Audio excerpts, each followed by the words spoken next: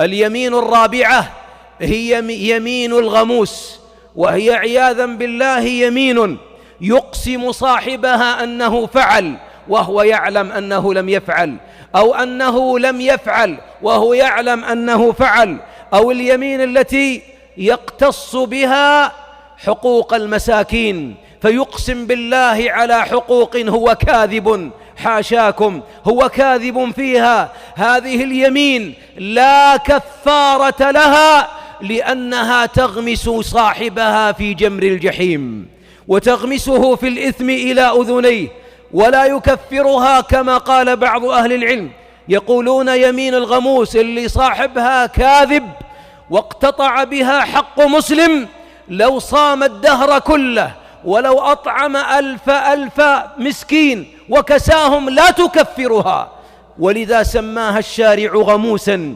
تغمسه في جهنم. ما علاجها؟ أن يكذب نفسه، وأن يتبرأ من المظلمة، وأن يرد الحقوق إلى أصحابها.